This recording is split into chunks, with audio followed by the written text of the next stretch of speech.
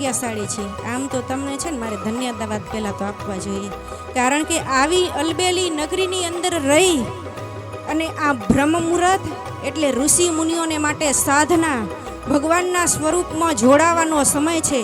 અને એ સમયને જ્યારે વાલા ભક્તજનોએ તમે માન આપ્યું છે, ગૃહસ્થાશ્રમની અંદર રહી અને આવું ભગવદ સ્મરણ કરો છો ને એ આપણા ભાગ્યનો કોઈ પાર નથી હો. આ ભગવાનને ભગવાનના સંતની કૃપાનું ફળ છે. નહીંતર આપણા ભાગ્યની અંદર આવું હોય નહીં. અને એમાં આપણા મોટા ભાગ્ય તો એ કે ભગવાન સ્વામિનારાયણની આપણને ઓળખાણ થઈ, ભગવાન સ્વામિનારાયણને વિશે આપણે નિષ્ઠાને શ્રદ્ધાને ભાવ છે. સ્વામિનારાયણ મહામંત્રની વાલા ભક્તજનો તાકાત કેટલી!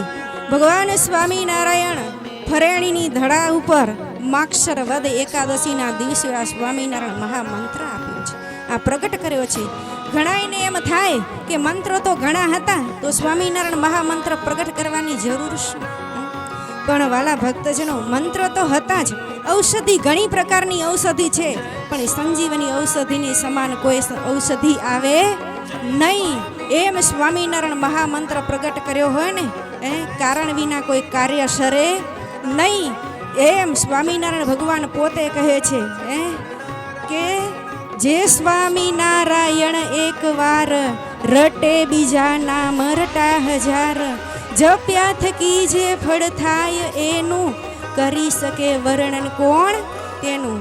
બીજા હજારો મંત્રોનો જાપ કરવાથી જે કાર્યની જેની જે સફળતા થાય ને, જે ફળની પ્રાપ્તિ થાય એ માત્ર એક વખત સ્વામિનારાયણ મહામંત્રનો જપ કરવાથી આ બધી પ્રાપ્તિનું ફળ થાય છે.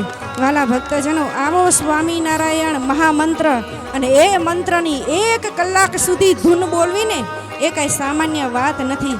અને સ્વામિનારાયણ મહામંત્રના પ્રતાપની વાતો તો જેટલી કરીએ ને એટલી ઓછી છે. ગ્રંથોની અંદર ભક્ત ચિંતામણી અંતર્ગત પરચા પ્રકરણની અંદર નિષ્કુળાનંદ સ્વામીએ પણ સ્વામિનારાયણ મહામંત્રના મહિમાના પરચાઓ ઘણા લખ્યા છે. ઘણા સંતોએ ઘણા ગ્રંથોની અંદર સ્વામિનારાયણ મહામંત્રનો કેટલો પ્રતાપ છે એ મહિમા દર્શાવ્યો છે.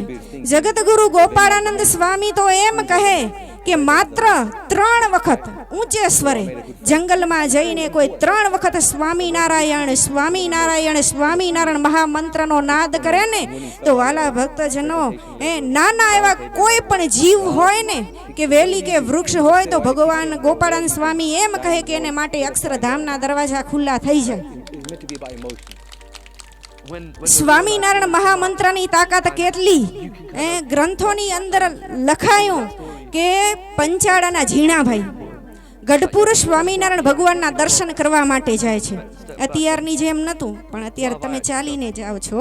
ભગવત સ્મરણ કરતા કરતા ભગવાનના સંતના ભગવાનના ભક્તોના આ ત્રિવેણી સંગમનું તમને મિલન ને દર્શન થાય છે ને, આ લાભ કાંઈ સામાન્ય નથી હો.